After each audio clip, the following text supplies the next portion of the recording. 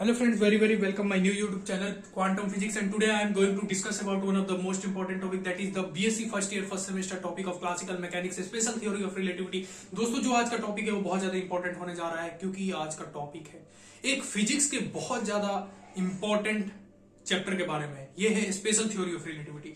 यहाँ पे confusion arise हो सकता है कि special theory of relativity, what is the mutual difference between special theory of relativity and general theory of relativity, कि स्पेशल थ्योरी ऑफ रिलेटिविटी क्या होता है और जनरल थ्योरी ऑफ रिलेटिविटी क्या है, दोनों में क्या डिफरेंसेस हैं, कि जनरल क्या होता है और स्पेशल क्या है, इसके ऊपर भी बात करेंगे। इससे पहले अगर कोई बच्चा क्लास 9 का भी देख रहा है तो वो इस वीडियो को देख सकता है, और क्लास 11 वाला भी देख सकता है। क्यों? क्योंकि बेस के बारे में बात करने जा रहे हैं।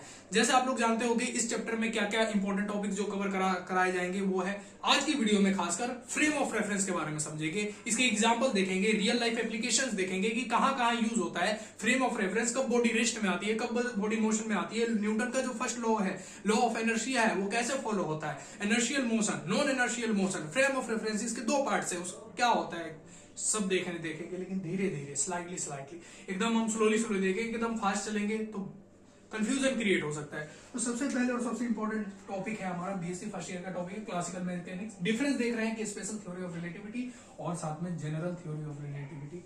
जनरल थ्योरी ऑफ रिलेटिविटी दोनों में क्या डिफरेंस है, स्पेशल थ्योरी ऑफ रिलेटिविटी क्या कहती है।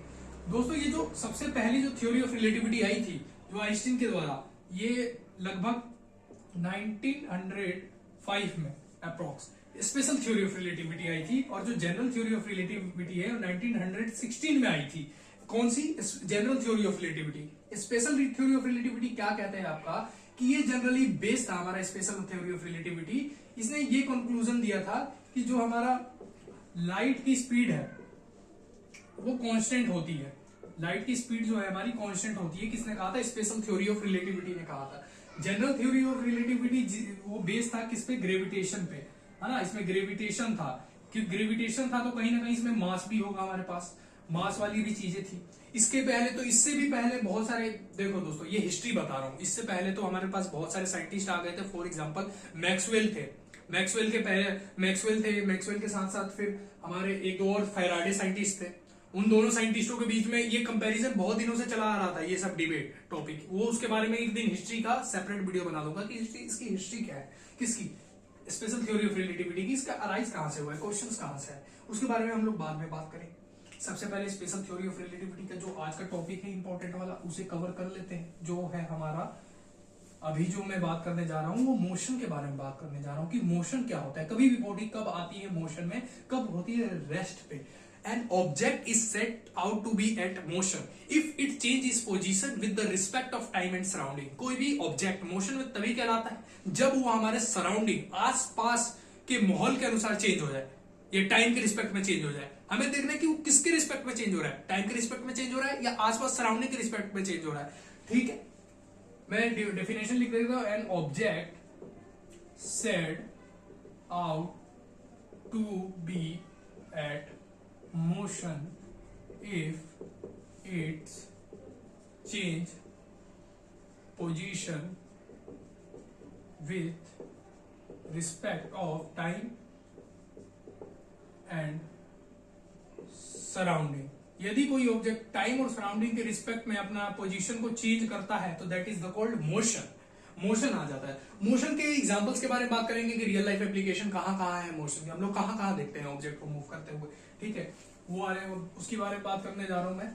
अब ये मैं नहीं बताऊंगा कि मोशन के टाइप्स कितने होते हैं, कि मोशन कितने टाइप्स के होते हैं, ये वाली दोस्तों ये वीडियो नहीं है, क्योंकि मैं ये होप करके चल रहा हूं कि आपने क्लास 9 में पढ़ रखा होगा कि मोशन के टाइप्स कितने होते हैं, इक्वेशन ऑफ मोशन क्या होता है, हमने पढ़ा है generally see. Equation of motion, motion के कितने इक्वेशन है? There are the 3 equation of motion. एक बार याद दिलाने के लिए कह रहा हूँ, ये मत सोचना कि क्यों मैं बता रहा हूँ, क्योंकि इसमें बीएससी का भी कवर करना चाहता हूँ और साथ साथ में 9th और 11th वालों को भी लेके चल रहा हूँ, इसीलिए बता रहा हूँ। आपका भी रिवाइज हो जाएगा बीएससी वालों का पुराना टॉपिक। अगर वीडियो अगर आपको स्किप करनी, स्किप कर देना, क्योंकि इसके बाद जो नेक्स्ट है, जो इनर्शियल मोशन कराऊंगा फ्रेम ऑफ रेफरेंस वाला, नॉन इनर्शियल, वो सेकंड वीडियो से कराने वाला हूँ।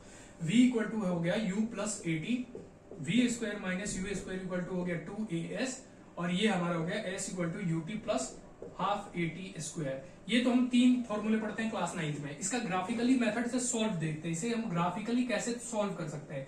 इसे हम लोग कब देखते हैं, क्लास 9th में हम पढ़ के आते हैं कि इसे ग्राफिकली कैसे सॉल्व किया जा, मतलब डेरिवेशन कैसे डिराइव कैसे किया जाता है। ठीक है, इसे हमने ग्राफिकली मेथड देखा, हम क्लास 9th में समझेंगे। जैसे ही क्लास 11th में जंप मारते हैं तो हम इसका डेरिवेशन देखने लगते हैं कि integration with the help of differential calculus, integral calculus, हम इसे कैसे ला सकते हैं इस फॉर्म में, वो वाला देखते हैं। और इसमें हमारा, और फिर अगर हमें इसे चेक करना है कि इक्वेशन गलत है या करेक्ट है, कैसे चेक करेंगे, डायमेंशनली चेक करेंगे, जो कि क्लास 11th का यूनिट एंड मेजरमेंट पहला चैप्टर है। ठीक है, मैकेनिक्स का। ठीक है, और हमारे डिस्टेंस इन nth सेकंड आता है, जो क्लास 11th का टॉपिक है। इसके बारे में बात नहीं कर रहा मैं अभी। तो आप समझ गए ना कि ये क्या है, या एस क्या है। जो एस टर्म है यहाँ पे वो डिस्प्लेसमेंट है। ठीक है, एस डिस्प्लेसमेंट है, वी क्या है, फाइनल वेलोसिटी है, यू इनिशियल वेलोसिटी है, ए एक्सेलरेशन है। ठीक है, तो यहाँ पे ये वाली बात है। आगे पढ़ते हैं हम। आप लोग न्यूटन को जानती होंगे, है ना। Classical mechanics is also known as the Newtonian mechanics. ये भी याद रखना कि क्लासिकल मैकेनिक्स को कभी कभार कहीं कहीं किसी बुक में लिखा रहता है न्यूटोनियन मैकेनिक्स। सबसे पहले बात कर रहे थे हम मोशन के बारे में। मान लेते हैं कि ये व्हाइट बोर्ड है मेरा, ये व्हाइट बोर्ड मोशन में है या रेस्ट में है, कैसे पता लगेगा, किसके रिस्पेक्ट में हम इसका कंपैरिजन करें।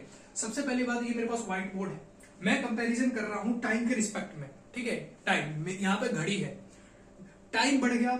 अगर मैं अभी यहाँ पे हूं, अभी आपको पढ़ा रहा हूं, अगर मैं कल आकर भी देखूंगा तो ये बोर्ड यहीं पे रहेगा।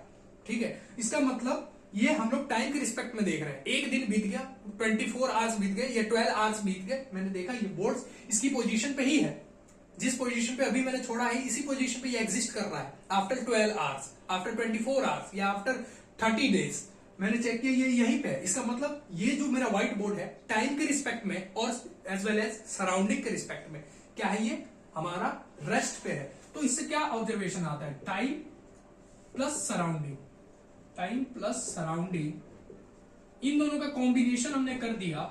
कॉम्बिनेशन जब हमने किया तो हमें क्या ऑब्जर्वेशन मिला, ये क्या हो गया, फ्रेम ऑफ रेफरेंस।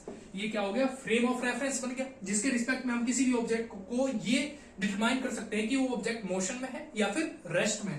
ठीक है, तो ये क्या पता चला कि हमें ये जो व्हाइट बोर्ड है वो रेस्ट पे है। क्या ये हर कंडीशन पे व्हाइट बोर्ड रेस्ट पे रहेगा, किसी का सवाल भी उठ सकता है। नहीं, अगर यहाँ पे हम स्पेशल थ्योरी ऑफ रिलेटिविटी के हिसाब से देखें, अगर स्पेशल थ्योरी ऑफ रिलेटिविटी को अप्लाई करते हैं हम यहाँ पे, तो ये बोर्ड, व्हाइट बोर्ड रेस्ट पे नहीं होगा। क्यों नहीं होगा, फॉर एग्जाम्पल मान लो यहाँ पे मेरा दोस्त एक राजवीर है।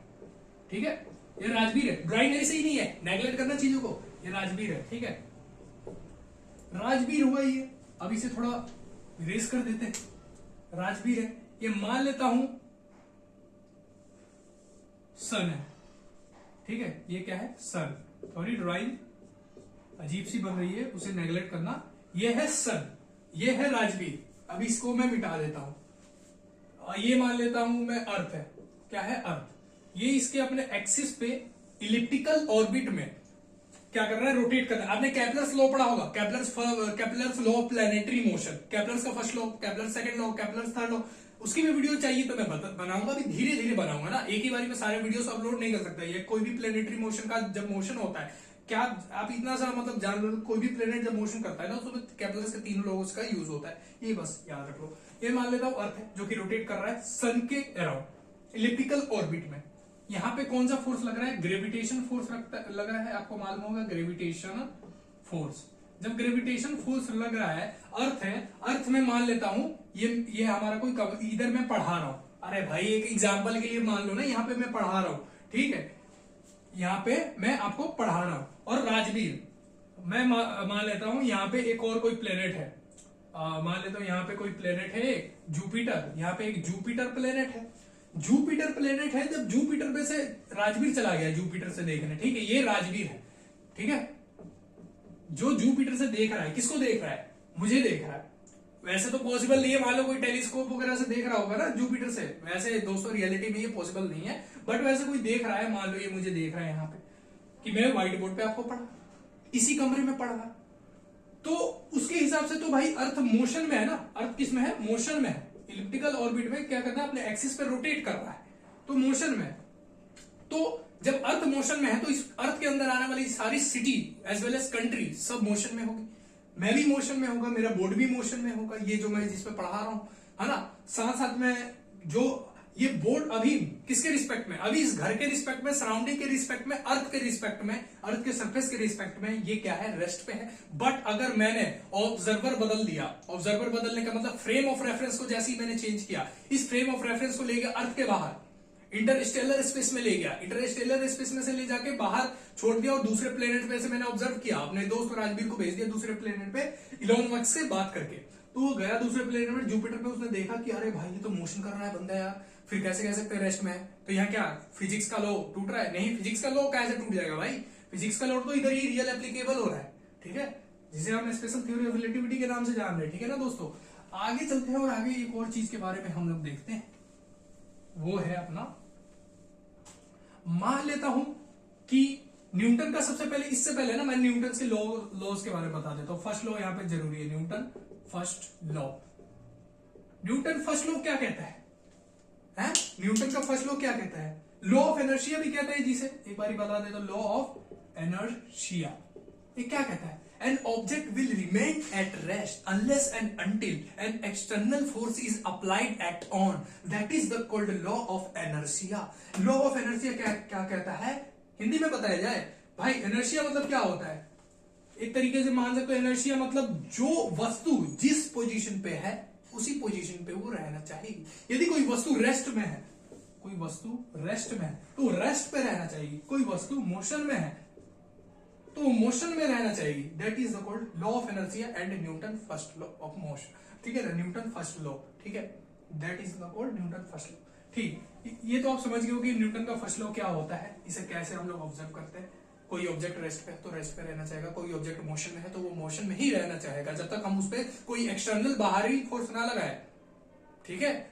फॉर एग्जाम्पल यहाँ पे जब भी मैं फ्रेम ऑफ रेफरेंस की बात करूंगा बीएससी फर्स्ट ईयर में, तो there are two frame of reference. पहला होता है inertial frame of reference, inertial, और दूसरा होता है non inertial frame of reference, ठीक है। एनर्शियल में जो लॉ ऑफ एनर्शिया को फॉलो करे, इसका डेफिनेशन लिखवाऊंगा जब सेपरेट वीडियो बनाऊंगा। एनर्शिया के inertial motion, inertial frame of reference क्या होता है, non inertial frame of reference क्या होता है, ठीक है। एनर्शियल लॉ ऑफ एनर्शिया में जैसे मैं बता रहा हूं आपको, मान लेता हूं मेरे कोई सरफेस है, यहाँ पे बॉल है, जैसे ही ये ऑब्जेक्ट है, ठीक है, ये मेरे पास बॉल है और ये मेरे पास ट्रैक है। मान लेता हूं इस पे मैंने कोई फोर्स अप्लाई कर दिया, है ना, 5 न्यूटन का फोर्स अप्लाई कर दिया, तो ये क्या मोशन में आ जाएगा ना, आगे मोशन में आ जाएगा। जैसे ही मोशन में आएगा आगे मूवमेंट करने लगेगा और ये जो मूवमेंट होगा इसका, वो बॉल को आगे बढ़ाने लगेगा, ठीक है। तो ये एक मोशन का एग्जांपल हो गया। अब मान लेता हूं इधर ही मैं एक कंसीडर कर देता हूं, मान लेता हूं ये मेरे पास जो सरफेस है वो फ्रिक्शन लेस हो गया, फ्रिक्शन लेस सरफेस हो गया। अब फ्रिक्शन लेस सरफेस हो गया तो मैंने इसमें 5 न्यूटन का भी फोर्स लगाया ना, वो हमेशा मतलब ऑलवेज मोशन में रहेगा, ठीक है ना, हमेशा मोशन करेगा, ऑलवेज इन मोशन, हमेशा वो मोशन में रहेगा जब तक हम उसे नहीं रोकेंगे, क्योंकि सरफेस कैसा है, फ्रिक्शन लेस है। कोई भी ऑब्जेक्ट कब रुकती है, जब फ्रिक्शन उसे फ्रिक्शन वाले सरफेस से आमना सामना होता है ना, है ना, जब बॉल के पार्टिकल्स मिलते हैं उसके दूसरे पार्टिकल्स के। और ये कैसा मोशन का, देखो ये फ्रिक्शन का कौन सा टाइप है मुझे बताना, जो यहाँ पे फ्रिक्शन काम करता है। आपने क्लास 11 में पढ़ा होगा कि फ्रिक्शन के शायद से 6 टाइप होते हैं, है ना, इन सब के बारे में कुछ बताना है। स्टैटिक है, डायनेमिक है, फिर क्या रोलिंग फ्रिक्शन है ना, वो सब आप बता सकते हो कॉमेंट करके वीडियो में। और तो दोस्तों थोड़ा अब बढ़िया से एग्जाम्पल देखते हैं। मैं एक कंसीडर करता हूं यहाँ पे प्लांट, ये क्या है, प्लांट है। अब कहोगे कि लिविंग ऑर्गेनिज्म और नॉन लिविंग ऑर्गेनिज्म, हमें कैसे पता चलेगा कि प्लांट एक एज अ लिविंग ऑर्गेनिज्म है? उसकी ग्रोथ भी होती है, क्या चीज, GROWT, तो उसकी ग्रोथ भी होती है, कैसे पता चलेगा? हम टाइम को इसमें रेफरेंस बनाएंगे, किसको, टाइम को रेफरेंस बनाएंगे। जैसे जैसे टाइम बढ़ता है, ईयर टू ईयर बढ़ता है, मान लेते हैं हमने इसे प्लांट किया था 1 मंथ पहले, तो इसमें कुछ ज्यादा चेंजेस नहीं मिलेगा। अगर हम इसे 2 ईयर्स बाद देखेंगे, अगर सारा कंडीशन सही रहा, आंधी तूफान वगैरह ये कुछ चीजें हार्म नहीं हुआ, तब देखेंगे अगर 2 ईयर बाद जब इसे हम लोग ऑब्जर्व करेंगे तो ये प्लांट से ट्री बन चुका होगा। क्या, प्लांट टू ये ट्री में कन्वर्ट हो चुका होगा। तो दैट इज द कोड, हम इसे कह सकते हैं with the respect of time कि इसमें भी ग्रोथ हो रहा है, ये भी धीरे धीरे बढ़ रहा है। अब यहाँ पे कोई ऐसे भी बच्चे होंगे जो ये कह रहे होंगे यार आप तो काफी ज्यादा बेसिक पे ले गए, आप तो एडवांस टॉपिक करा ही नहीं रहे। फॉर एग्जाम्पल गैलीलियन, है ना, गैलीलियन वो जो ट्रांसवर्जन इक्वेशन होता है, फिर इनवेरियंस होता है, अब तो थ्योरी ऑफ रिलेटिविटी के पोस्टुलेट्स, फिर थ्योरी ऑफ रिलेटिविटी के साथ बहुत सारी चीजें हैं, वो तो आप करा ही नहीं रहे। क्यों नहीं करा रहे यार? ईथर्स थ्योरी क्यों नहीं करा रहे यार? अभी नहीं करा रहा बिकॉज मैंने क्या कहा था डिस्क्लेमर में, क्योंकि ये बेसिक वीडियो है, ठीक है ना, ही मैं अभी एडवांस करा रहा हूँ, वो कराऊंगा धीरे धीरे कटाऊंगा, जब तक बेसिक क्लियर नहीं होगा एडवांस क्लियर करा के कुछ नहीं कर सकता मैं, ठीक है। न्यूटन्स फर्स्ट लॉ, मैं मान लेता हूं मेरे पास एक बस है, ठीक है, ये मेरे पास एक बस है, ये क्या है? ट्रैक है, ट्रैक है, पाथ है, रोड है, कुछ भी हो, बस है, ठीक है। बस क्या कर रहा है? मोशन कर रहा है। बस क्या कर रहा है? मोशन कर रहा है ना? तो जब ये बस मोशन कर रहा है तो इसमें हुआ क्या बस का, कि ये जो बस है आपका, यहां पे राजवीर खड़ा है। अब ये राजवीर खड़ा है कि राजवीर ठुक जाएगा क्या? राजवीर क्या रोल प्ले कर रहा है? As a observer. Rajveer role play कर रहा है एज अ ऑब्जर्वर। ऑब्जर्वर है जो ऑब्जर्व कर रहा है बस के मोशन को, कि बस क्या है, स्टैटिक या डायनेमिक में है, स्टैटिक पोजीशन में खड़ी है या डायनेमिक में खड़ी है, विरामावस्था में है या फिर मोशन में। तो मान लेता हूं ये खड़ा है, ये राजवीर किसे देख रहा है? एक गर्ल को देख रहा है, गर्ल को ऑब्जर्व कर रहा है। राजवीर बड़े बदमाश हो रहे हो, ठीक है। राजवीर भाई है जो अपनी एक लड़की को देख रहे हैं, बस में बैठी हुई, खिड़की की तरफ है। अरे राजवीर भाई तेरा बदमाश बनने की कोई जरूरत नहीं है, आप बस के साइड में खड़े हो, मतलब मान लो आप यहाँ पे खड़े हो जहां पे कुछ ट्री वगैरह हो, या मान लेते हैं ये सराउंडिंग है, बस के आसपास थोड़ा माहौल बन चुका है, यहाँ पे राजवीर खड़ा है अपना जो देख रहा है, बस में एकदम एक लड़की दिख रही है, सुंदर सी कन्या दिख रही है, बट वो साइड में खड़ा है, वो देख रही है। भाई वो क्या देख रहा है? कि बस मोशन में है। क्या देख रहा है? बस मोशन में है। कैसे देख रहा है? कैसे उसे पता चला? उसने टाइम के प्रेफरेंस में देखा, एज वेल एज नेचर के प्रेफरेंस में देखा, पर्सपेक्टिव में देखा। उसने देखा कि नेचर जब स्टैटिक पोजीशन में है, उसने देखा कि वो खुद स्टैटिक पोजीशन में है, उसने और टाइम को देखा कि टाइम भी बढ़ते, जैसे जैसे टाइम बढ़ रहा है धीरे धीरे बस आगे चल रही है, इसका मतलब बस मोशन में है, ठीक है। मतलब बस मूवमेंट कर रहा है। मोशन मतलब आप समझ सकते हो मूवमेंट्स की हम बात कर रहे हैं, कहीं ना कहीं ऑब्जेक्ट की हम किसकी बात कर रहे हैं? मूवमेंट की बात कर रहे हैं, ठीक है। तो that is the called motion, ठीक है। अब मान लो यहां पे एक लड़की थी, राजवीर बाहर खड़ा था, और यहां पे कोई इनकी कोई सहेली है, ठीक है, वो आपस में एक दूसरे से बात कर रहे हैं, ये लोग बस में, ठीक है, ये लोग आपस में बस में बात कर रहे हैं एक दूसरे से। तो ये जो बस में बात कर रहे हैं यार, अब ड्राइवर है, ड्राइवर को भी बना देते हैं, टेंशन मत लो। ये दोनों आपस में बात कर रहे हैं, तो इन दोनों को क्या लगेगा कि ये दोनों किस में है? रेस्ट में है। कैसे लगेगा भाई रेस्ट में? भाई क्योंकि इसीलिए लगेगा क्योंकि इन दोनों को लगेगा कि भाई दोनों एक ही जगह बैठे। अपने आसपास देखोगे, अरे भाई दोनों को लगे भाई हम तो रेस्ट में है, आसपास एक दूसरे को लगे भाई हम तो उसी सीट पे, मेरा वाला भी जो मतलब आपकी सहेली है जो उधर बैठी हुई है और आप इधर बैठी हुई है, दोनों जाने रेस्ट में है, ठीक है। दोनों को ऐसा लगेगा भाई यार कमाल की बात है, यही तो है फिजिक्स, ठीक है। अब एक और मैं आपको एग्जांपल देता हूं, मान लेता हूं यहां पे हमारे एक गाड़ी है, एक कार है हमारे पास, कार थोड़ी ढंग की बनी नहीं है, उसे नेगलेक्ट करना। यहाँ पे एक कार है, इस कार में ड्राइवर साहब गाड़ी को चला रहा है। यहाँ पे आदि नाम का एक बालक बैठा हुआ है, आदि नाम का बालक है, ये बालक है आदि नाम का एक बालक बैठा हुआ है बॉल लेकर सीट पे। जैसे ही सडन ब्रेक अप्लाई होता है यहाँ पे, सडनली ब्रेक जब अप्लाई होता है यहाँ पे, क्या होता है? वो क्या ऑब्जर्व करता है कि वो बॉल आगे आ जाती है। जो बॉल आगे आ गई सडनली, वो that is the example of non inertial motion, because यहाँ पे law of inertia, Newton's first law of motion, that is the law of inertia apply नहीं हो रहा। क्यों नहीं हो रहा? क्योंकि भाई यहाँ पे हमने ये ऑब्जर्व किया, जैसे ही ब्रेक लगी वो आगे आ गया। इसने क्या, इस आदि ने आगे बढ़ाया उस बॉल को? क्या आदि ही सस्पिशियस बंदा है? नहीं, वो अपने आप आगे बढ़ी है भाई बॉल, ठीक है ना। तो एक ये एग्जांपल हो गया इसमें। और फिर हम लोग आगे जब inertial motion, non inertial motion हम लोग पढ़ते हैं, तो इसमें कुछ हम लोग कोऑर्डिनेट सिस्टम का भी पढ़ते हैं। कोऑर्डिनेट सिस्टम क्या होते हैं उसके बारे में हम लोग बाद में बात करेंगे। अब मैं बात कर देता हूं, एक स्प्रिंग को ले लेता हूं। मान लेता हूं ये मेरे पास एक स्प्रिंग है, ये कुछ मैंने मास इस पे लटका रखा हैंग कर रखा है इस पे मास मैंने, ठीक है, हैंगिंग मास, ठीक है। ये मेरे पास कोई सरफेस है जिसपे मैंने स्प्रिंग को ऐसे स्प्रिंग को लटका रखा है। अब ये कैसे पता चलेगा कि ये जो स्प्रिंग है इसमें हम कुछ मास डालेंगे लोड, पहले किसमें है, ये स्टैटिक पोजीशन में, ठीक है, स्टैटिक पोजीशन में। जैसे हम इसे नीचे कुछ मास हैंग करके स्ट्रेच करेंगे तो ये क्या होगा, वाइब्रेट करेगा, है ना, कुछ वाइब्रेट करेगा, है ना। जो ये वाइब्रेट करेगी, ये लेबोरेटरी में हम लोग एक्सपेरिमेंट करते हैं। दो एक्सपेरिमेंट होता है, एक स्टैटिक का होता है, एक डायनेमिक का होता है। स्टैटिक पोजीशन का भी होता है एक स्प्रिंग का एक्सपेरिमेंट, और एक डायनेमिक पोजीशन का भी होता है। उसकी एक पूरी वीडियो में लाऊंगा, वो बढ़िया से समझेगा उसमें कि वो कैसे आखिर में वर्क करता है कोई भी स्प्रिंग, जब उसे हम लोग नीचे इलोंगेट करते हैं, इलोंगेशन उसमें प्रोवाइड करते हैं। यहाँ पे एक रीस्टोरिंग फोर्स भी लगता है, वो कौन सा रीस्टोरिंग फोर्स होता है उसके बारे में भी बात करेंगे बाद में। काइनेटिक एनर्जी, पोटेंशियल एनर्जी कैसे कन्वर्ट होता है फ्लाई व्हील में, उन सब के बारे में बात करेंगे, ठीक है ना दोस्तों। तो यहाँ पे भी हमें एक मोशन का एग्जांपल मिल गया, मतलब मोशन के एग्जांपल दोस्तों हमारे हर जगह है, हमारे आसपास है। मान लेता हूं मेरे पास फैन है, ये फैन है, ये कैसे पता चलेगा मोशन में, भाई फैन का हमने स्विच ऑन किया, स्विच ऑन में से करंट सीधा गया कैपेसिटर में। कैपेसिटर क्या करता है, capacitor is a device which is used to hold the electrical energy and supply it at once. Supply कर देता है एक ही बारी में भाई, और जैसे ही सडनली सप्लाई करता है, वो जो इलेक्ट्रॉनिक अप्लायंसेस है वो अपने मोशन में आ जाता है, सर्कुलर मोशन, रोटेशनल मोशन में आ जाता है। जैसे वो रोटेशनल मोशन में आता है, वो अपना मूवमेंट करना लगता है, मूवमेंट स्टार्ट कर देता है, that is the called motion, ठीक है।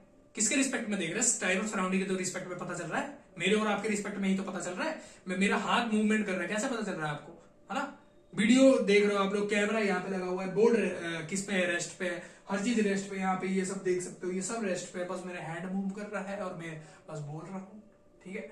बट यही है दोस्तों आपका फिजिक्स, कि आपको सिखाता है मोशन कि कब बॉडी मोशन में होती है, कब बॉडी रेस्ट में होती है। और जो मोशन में कब बॉडी नहीं कही जाती, ये भी देख लेना, लिखना चाहो तो लिख लो। An object is set not out to be at motion if it doesn't change, if it does not change its position with the respect of time and surrounding, that is the called rest position of an object, ठीक है। Rest position object का हम लोग कह सकते हैं।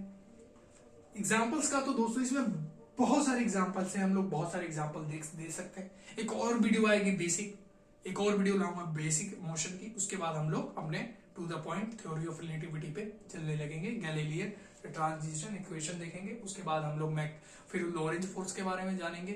Lorentz force के बाद हम लोग सबसे पहले तो ईथर थ्योरी के बारे में जानेंगे कि ईथर थ्योरी क्या कहती है। ईथर थ्योरी दोस्तों जनरली मैं आपको बता दूं, बहुत ज्यादा इंटरेस्टिंग पॉइंट है ईथर थ्योरी का। ईथर थ्योरी का इसलिए जनरली बहुत ज्यादा इंपॉर्टेंट पॉइंट है क्योंकि जब भी हम ईथर थ्योरी पढ़ते हैं उसमें हम लोगों को ये कंक्लूजन देना है, जैसे हमने क्लास 12 में हमने एक हमारे दिमाग में कंफ्यूजन फंस गया था कि क्या जो लाइट होती है, लाइट का नेचर क्या है, लाइट का नेचर क्या है, लाइट एक लॉन्गिट्यूडनल वेव है या फिर एक ट्रांसवर्स वेव है, इसके बारे में बात करेंगे, जो बहुत ज्यादा उस वक्त कंट्रोवर्सी में था, ठीक है ना। तो इसके बारे में भी बात करेंगे दोस्तों। मिलते हैं अगले वीडियो में।